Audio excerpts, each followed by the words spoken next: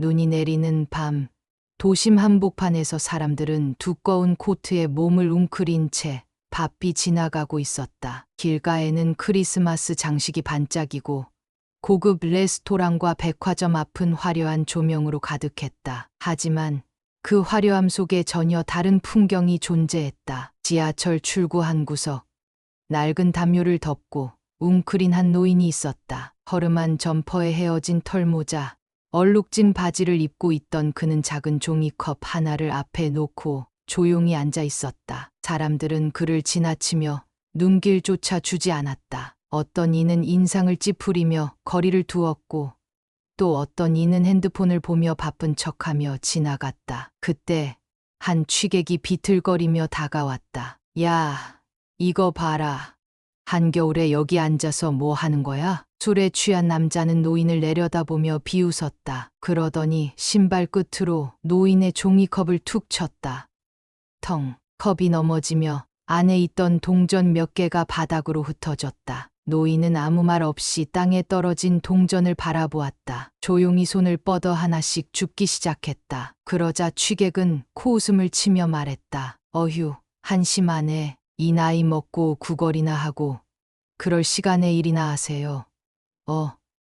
늙은이가 무슨 꼴이야. 주변을 지나가던 사람들은 그 광경을 보고도 별 관심을 두지 않았다. 이런 일은 그들에게 익숙한 풍경이었으니까. 노인은 아무 말 없이 동전을 다 주워 컵 안에 넣었다. 그런데 그의 손은 떨리고 있었다. 바람이 더욱 거세게 불어왔다. 노인은 낡은 담요를 몸에 더 꽁꽁 감싸고 고개를 푹 숙였다. 하지만 그의 눈빛 속에는 어딘가 쓸쓸하면서도 깊은 생각에 잠긴 듯한 흔적이 보였다. 얼마 후 노인은 추위를 피해 근처 편의점으로 걸음을 옮겼다. 창문 너머로 따뜻한 조명이 비쳤고 안에서는 젊은이들이 컵라면을 먹으며 웃고 있었다. 노인은 한동안 그들을 바라보다가 조심스럽게 문을 열었다. 띠링, 문이 열리는 소리와 함께 차가운 바람이 편의점 안으로 흘러들었다. 점원이 카운터에서 핸드폰을 보다가 고개를 들었다. 그런데 그의 얼굴이 바로 찌푸려졌다. 아, 또 오셨네요. 여기서 뭐 하시려고요? 노인은 아무 말 없이 안으로 들어가려 했다. 하지만 점원은 바로 앞을 가로막으며 말했다. 손님들이 불편해하니까 나가주세요. 노인은 대꾸하지 않았다. 대신 카운터 한쪽에 있는 따뜻한 삼각김밥을 힐끗 바라보았다. 그 시선을 눈치챈 점원이 한숨을 쉬며 말했다. 돈 있어요? 그냥 구경하려는 거면 나가세요. 노인은 낡은 점퍼 안쪽에서 조심스럽게 손을 넣었다. 그리고 구겨진 1,000원짜리 한 장을 꺼냈다. 따뜻한 거 하나 사려고 합니다. 점원은 천천히 노인의 손에 있는 지폐를 내려다봤다. 그리곤 어이없다는 듯 피식 웃었다. 1,000원으로 살 수 있는 게 뭐 있나요? 컵라면도 1,500원이에요. 그냥 나가세요. 그 순간 편의점 안에 있던 한 손님이 작게 웃었다. 그는 친구와 함께 있던 젊은 남자였다. 야, 저거 봐. 1,000원 들고 와서 뭘 사겠다고? 그러니까 차라리 국어를 더 하지. 왜 굳이 편의점에 와서 민폐야? 둘은 히히덕거리며 노인을 비웃었다. 노인은 한숨을 쉬며 돌아섰다. 편의점에서 따뜻한 공기를 조금이라도 쬐고 싶었지만 더 이상 머물 수 없었다. 조용히 문을 열고 나가는 노인의 뒷모습을 보며 점원이 중얼거렸다. 진짜 왜 자꾸 오는 거야? 불쌍한 척해도 안 도와줘요. 아무도. 편의점 문이 닫히고 다시 차가운 바람이 불어왔다. 노인은 지하철역 계단으로 다시 발걸음을 옮겼다. 그의 손은 여전히 주머니 속 1,000원짜리를 꼭 쥐고 있었다. 그렇게 아무도 모르게 또 하나의 밤이 흘러가고 있었다. 얼마 후 노인은 지하철역 계단 한쪽에 자리를 잡았다. 그의 몸은 피곤한 듯 축 처져 있었고 손끝은 차가운 공기에 시릴대로 시려 있었다. 그때 지나가던 학생 무리가 노인을 힐끗 보며 수군거렸다. 야, 저 할아버지 또 여기 있네. 맨날 같은 자리에서 저러고 있어. 일이라도 하지 왜 구걸만 해? 그러게 저러다 죽으면 어떡하려고. 학생들은 우습다는 듯 웃으며 지나갔다. 노인은 아무런 반응도 보이지 않았다. 그저 멍하니 허공을 바라보며 손에 쥔 낡은 서류 가방을 조심스레 쓸어내렸다. 이 가방에는 그의 모든 것이 담겨 있었다. 그의 과거, 그가 쌓아온 인생, 그리고 그가 잃어버린 모든 것들이. 사람들은 몰랐다. 그가 단순한 노숙자가 아니라는 사실을. 한때 그는 은행의 고위 임원이었고 금융계에서 인정받던 사람이었다. 매일 수억 원이 오가는 계약을 성사시키고 최상의 고객들과 미팅을 하며 바쁜 나날을 보냈다. 넓은 사무실, 비서, 최고급 슈트, 그리고 누구나 존경하는 위치.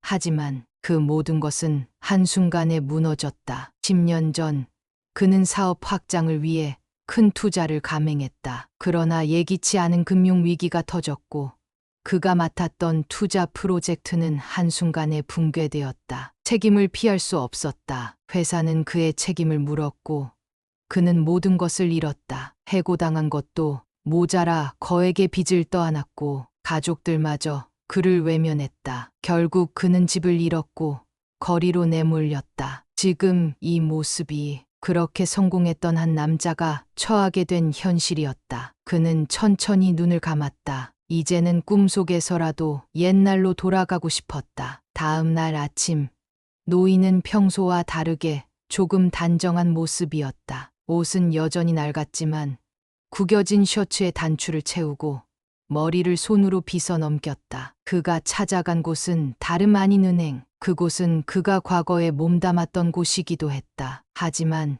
지금의 그는 그저 구걸하는 노숙자로밖에 보이지 않았다. 경비원이 그를 힐끔 보더니 눈살을 찌푸렸다. 여기서 뭐 하시는 겁니까? 노인은 차분하게 말했다. 지점장님을 뵙고 싶습니다. 경비원은 코웃음을 쳤다. 뭐라고요?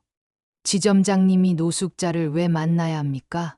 빨리 가세요. 내가 부탁할 게 있어서 왔습니다. 잠깐만이라도 시간을 내주시면. 장난합니까? 지점장님이 바쁘신데 이런 사람까지 상대할 시간이 어디 있어요?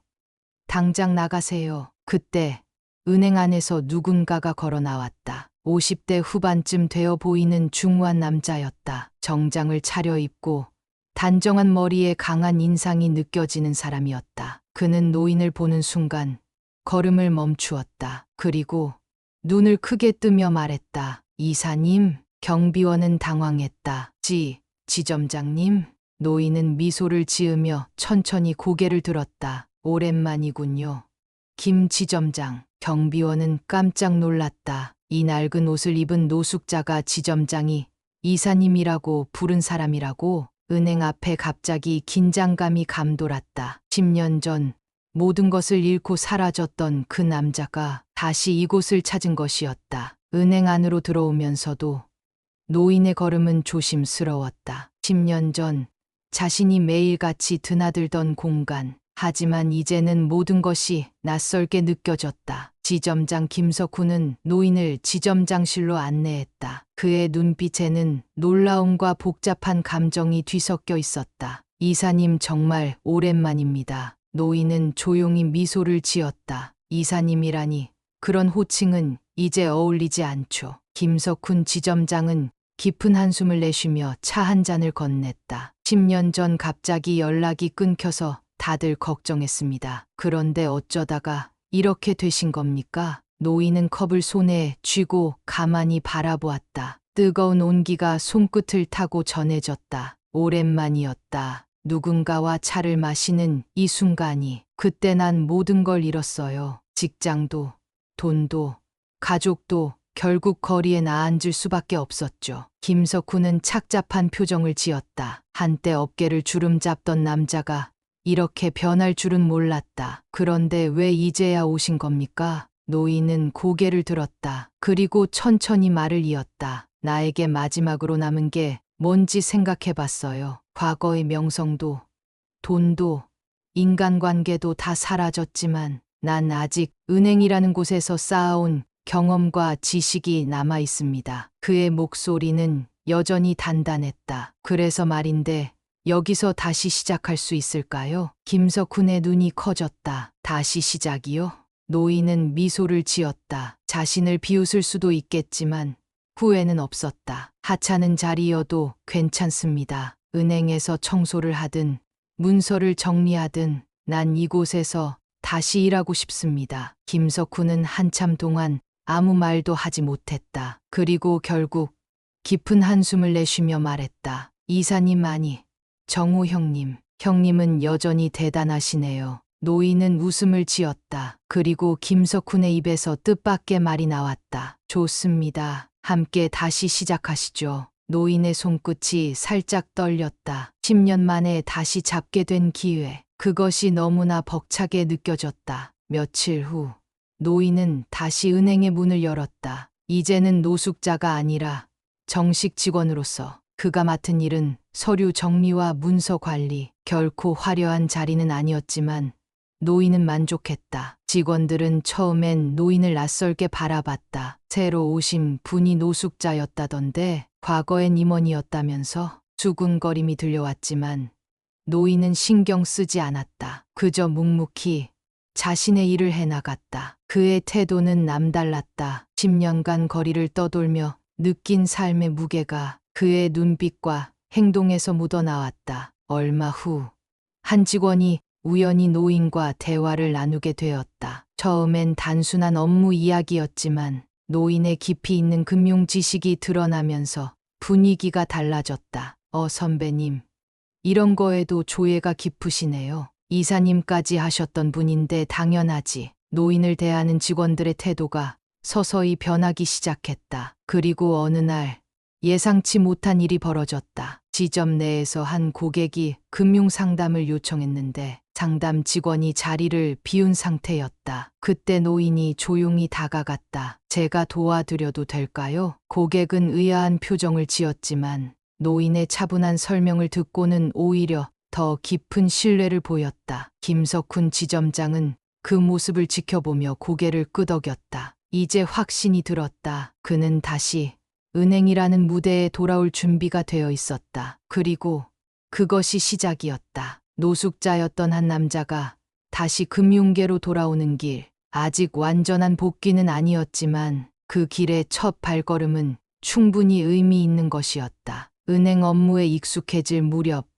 노인은 상담 창구에서 문서를 정리하고 있었어요. 그때 한 중년 남성이 은행에 들어왔죠. 그는 VIP 창구를 이용하는 단골 고객처럼 보였어요.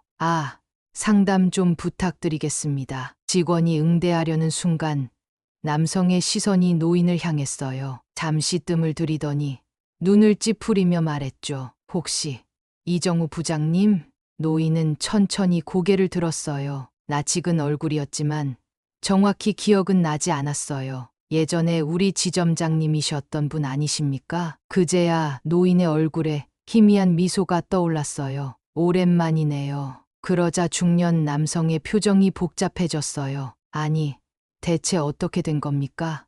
예전에 본부에서도 인정받던 분이었는데 그렇게 갑자기 사라지셔서 다들 궁금했는데 말입니다. 노인은 짧게 한숨을 쉬었어요. 오랜 시간 방황을 했죠. 하지만 이제 다시 돌아왔습니다. 중년 남성은 말없이 노인을 바라보더니 갑자기 자리에서 일어났어요. 그리고 깊이 허리를 숙이며 인사했죠. 부장님 덕분에 금융을 배웠습니다. 덕분에 지금의 제가 있는 거예요. 그때 제대로 인사도 못 드렸는데 이렇게 다시 뵙게 되어 영광입니다. 노인은 당황했어요. 그저 과거의 흔적을 잊고 싶었던 자신을 기억하고 존경하는 사람이 있다는 게, 그것도 고객으로서 마주하게 될 줄은 몰랐죠. 김석훈 지점장은 그 모습을 지켜보며 가만히 미소를 지었어요. 점점 모든 것이 원래 자리로 돌아가고 있었어요. 그날 저녁, 노인은 퇴근하려고 짐을 정리하고 있었어요. 그때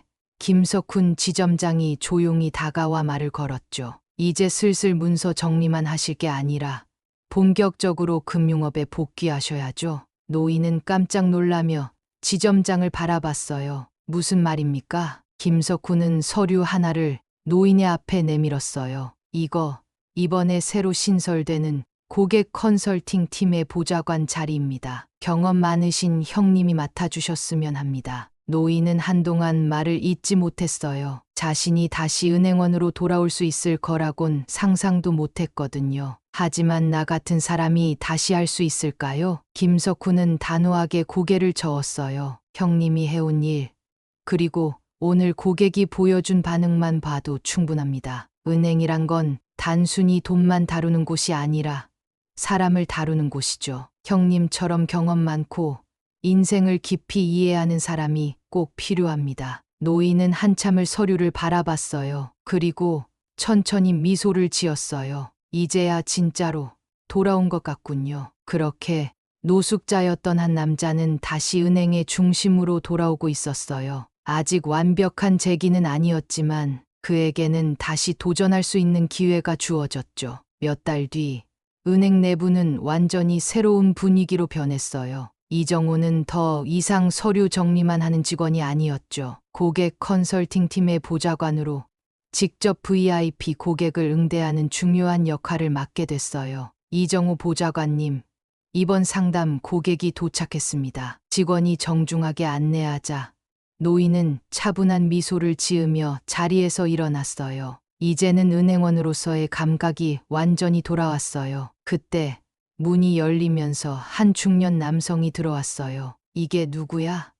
아니, 이정우 부장님. 그 목소리에 노인은 순간 눈을 가늘게 떴어요. 10년 전 자신이 은행을 떠나던 그 순간을 기억하는 사람이었어요. 그리고 그때 자신을 외면했던 바로 그 상사였죠. 오랜만입니다. 오 대표님. 상대는 당황한 듯 웃으며 자리에 앉았어요. 아니, 예전엔 한순간에 사라지셔서 놀랐는데 이제 보니 다시 돌아오셨군요.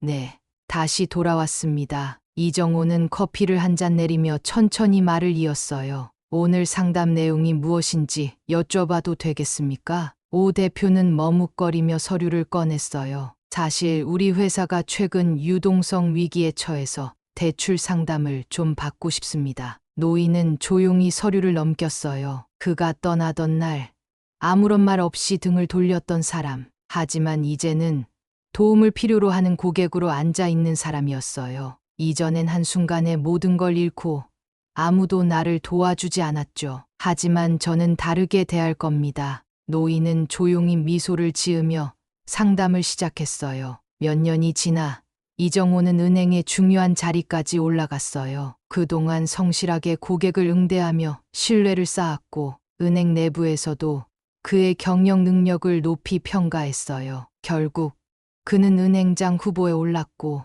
마침내 그가 가장 처음 일했던 은행의 새로운 수장이 되었어요. 기자회견장에서 수많은 플래시가 터졌어요. 이정호 은행장님, 과거 힘든 시기를 겪으셨다고 들었는데 이제 다시 은행장 자리에 오르신 소감이 어떠십니까? 노인은 천천히 단상에 올라 마이크를 잡았어요. 그리고 잠시 생각을 정리한 후 차분한 목소리로 말했어요. 저는 오랫동안 바닥을 경험했습니다. 길 위에서 자면서 사람들의 차가운 시선도 받았죠. 하지만 포기하지 않았습니다. 기자들은 숨죽이며 그의 말을 들었어요. 저는 이제 은행장으로서 단순히 수익을 쫓는 것이 아니라 어려운 사람들을 돕는 금융을 만들겠습니다. 그의 선언에 기자석 곳곳에서 박수가 터져 나왔어요. 노숙자로 거리를 떠돌던 남자가 이제는 은행장이 되어 돌아온 것이었죠. 그가 다시 일어선 순간 그를 외면했던 사람들은 후회했고 그를 도와줬던 사람들은 자랑스러워했어요. 하지만 그는